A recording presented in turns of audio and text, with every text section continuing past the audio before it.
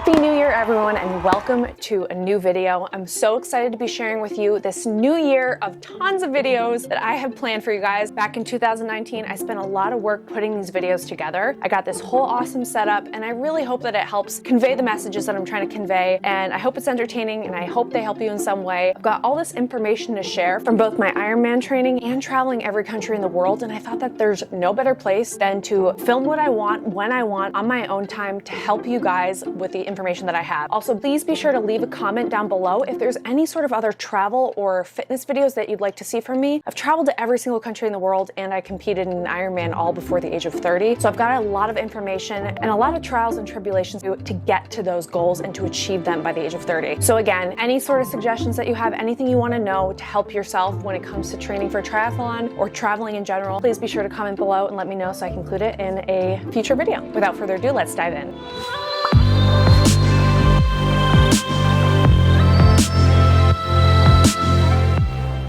What's up, friends and foes? Welcome back to my channel. Today we're talking about going from novice to Ironman in 12 months. And without further ado, let's dive in. Hey, it's the new year. So a lot of people set their sights on goals. Usually it's something fitness related. For me, I always try and set goals for the new year that are some way fitness related, some way getting out in nature, helping my mindset, fueling my body, helping myself feel better mentally, physically, whatever it might be. So since it's Monday, it's also January 6th, 2020, I want to share with you how to go from novice to Ironman in 12 months. For those of you who don't know what an Ironman actually is, it's a 140.6 mile race comprised of a 2.4 mile swim, 112 mile bike ride, and a full 26.2 mile marathon at the end. The cutoff time is 17 hours total to finish the entire race from start to finish, but there's also cutoffs for the swim, for the bike, and for the run. And they'll actually pull you out if they think that you're not going to be able to finish that section of the race in time or the race in general. I was very close to being pulled out for my first full Ironman, and I'm no sprinter, I'm not a fast racer,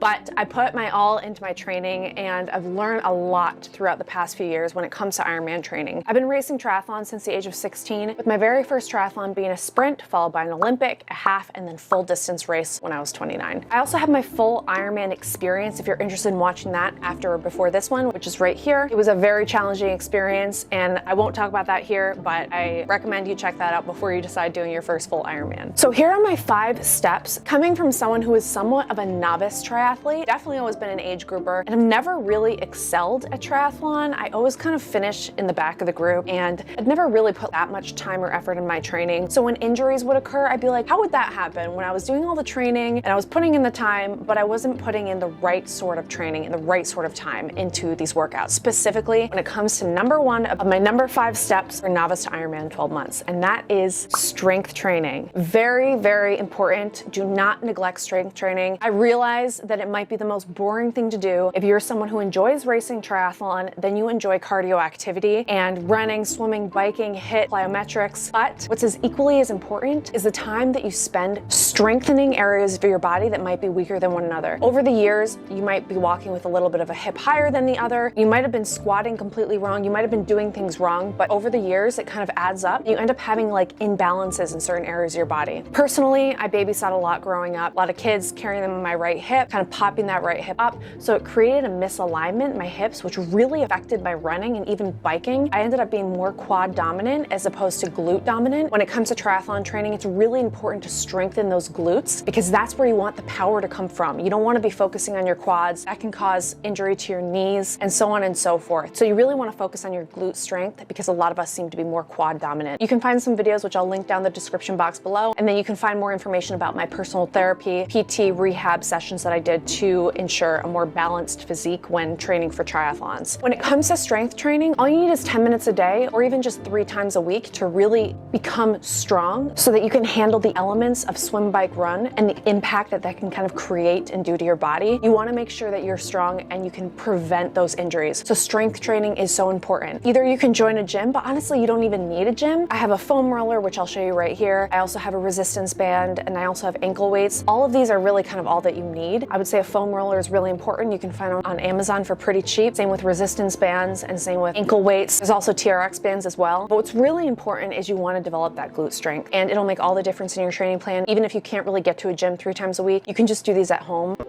If you really love my channel and you love supporting it, please hit the subscribe button and also the notification button to get notified whenever I post a new video, which is quite often this year. Number 2 is nutrition. You'll see a lot of triathletes eating junk food. It really depends, but if you look at the pros, they've got a really balanced diet, and it's so important to incorporate those calories when you're training. Not too many, but ensure that they're nutritional calories. I would start off the day eating like eggs and vegetables and a piece of toast, and I realized that was kind of not helping my training. When I go on a run or go for a bike, I would just like be feeling the vegetables kind of like come up, and I switched to oatmeal. So when it comes to training, kind of having those dense carbohydrates like for breakfast really help. Ensuring that you're also drinking a lot of water in the morning before your day even starts, before your training even starts. I drink a liter of warm lemon water every morning. Honestly, if you guys know what I'm talking about when it comes to having a headache after a really hard day of training, it means you're dehydrated, and it's really important to get those fluids in as much as possible, especially in the morning. Just chug it down, then have your coffee, start your day, and continue to drink water throughout the day so that you won't have that dehydration effect. I've created 5 easy recipes for you guys, which you can find right here, and they're 5 of my favorite easy recipes to make when I'm training for triathlons, and I need to get those dense, good nutrients in, and it's also really filling and really delicious. Like, it doesn't have to be gross. Trust me, when you're training a lot, you get so hungry that honestly, like, anything sounds good. But if you can fill your stomach with the good stuff, and then if you're still craving like a cookie or a beer or whatever it might be,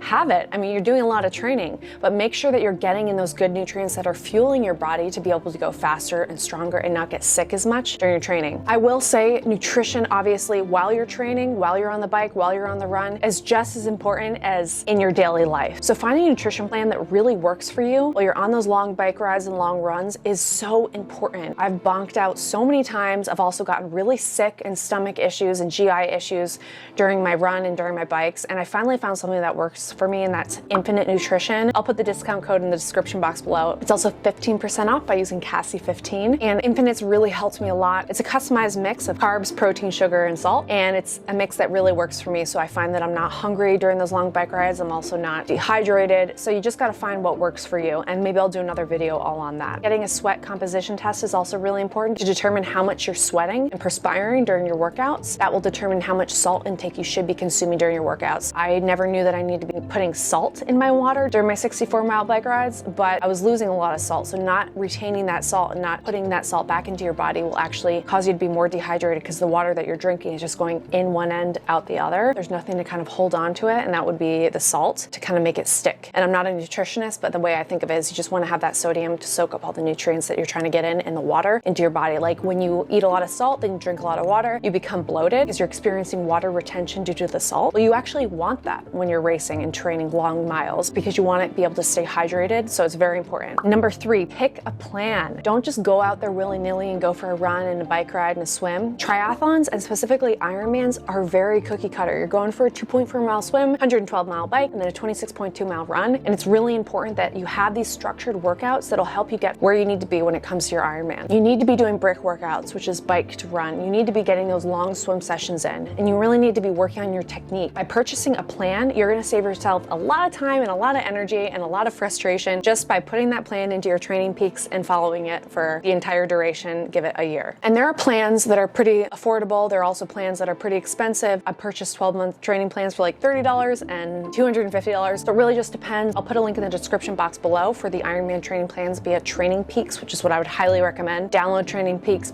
pay $10 a month. So worth it to have your customized workouts. You can see how you're improving in the areas where you're slacking. If you don't finish a workout, it'll show that whole workout in red. If you finish half, it'll show yellow. Finish full, it'll show green. It's just a great visual way to keep yourself on track. Number 4 is to stay consistent. Sometimes you might have the energy and the desire and the passion to want to go after like an 18-hour training week and really just go in the gym, swim, bike, run, like every day. I have those weeks where I'm just like, I'm on it and I'm going and I'm gone. I'm not even like focusing on my work, just the training. It's like this high, the endorphins that make me want to just continue to go. The next week I'll be sore and kind of in pain, and then I'll maybe do like 5 to 10 hours that week or something, just really slacking. And I'm not putting in the right amount of effort into my workouts and the diligence and the focus and concentration that I did the week prior. So I'll slack and I'll make mistakes, and maybe I'll get injured that week in some way. So it's really, really important to stay consistent. That's why going back to having a training plan is so important. Your training plan will have you starting off really slow. Follow that, like go slow, follow the plan. You'll then ease up to,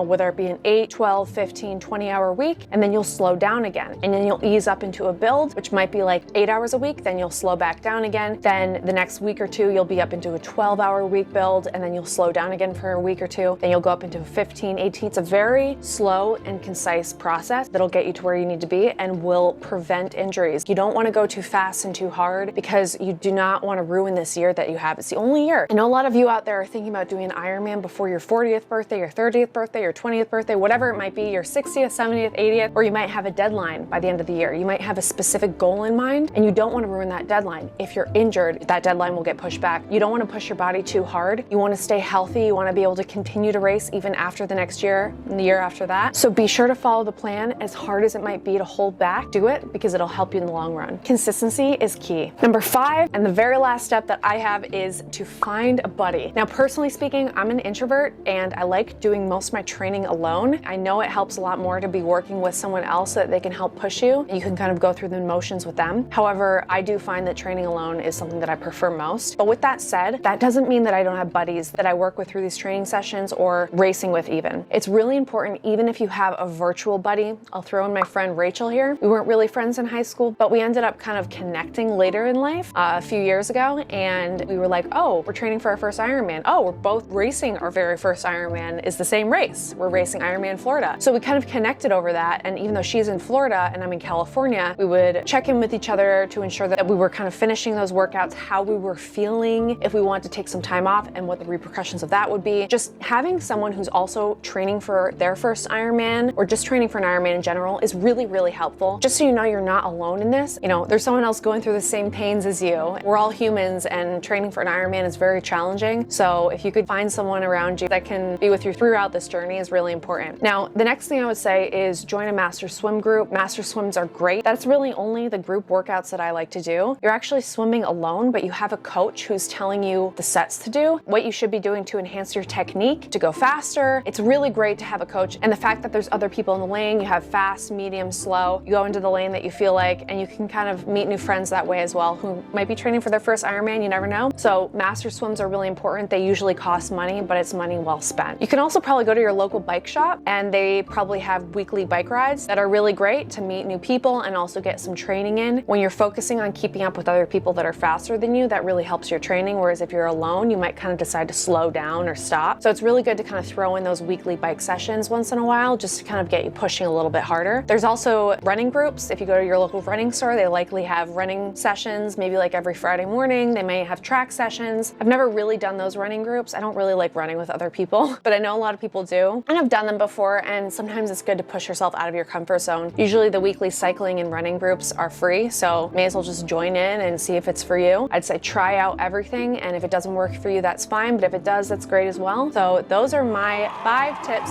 going from novice to Ironman in 12 months. Comment below and let me know if you're racing your first Ironman this year, and if so, which one it is. Also, if any of these tips help you, or if you have any other tips you'd like to share with others, please be sure to share them down below. Hey guys, quick thing before you go. It might help you, it might not, but I have a fitness app. It is in the App Store for both Google Play and iOS. There are over 125 workouts you can do from the comfort of your home or hotel room or Airbnb. They're workouts that I used during my expedition around the world to try and stay fit while traveling. Keep an eye out for the next video that has to talk about that. And the first 4-week plan is absolutely free. So if you download the app, you get a free plan, and then you can also create your own customized plan. This year in 2020, I'm gonna be starting my 8-week medium 45-minute intensity training plan that I customized for myself for my fitness app. If you wanna join in along with me, be sure to click the link here. Be sure to click the link in the description box below. Let me know if you've downloaded the app and if it works for you. Well, thanks for watching, guys. If you like this video and it helped you in any way, I'd be really grateful if you hit the like button. I've also got signed, personalized copies of my book, as well as merch and plenty of other things on my website, which you can find right here. And be sure to keep an eye out for the next video, which will be 10 tips to get fit and stay fit while traveling. And until then, over and out.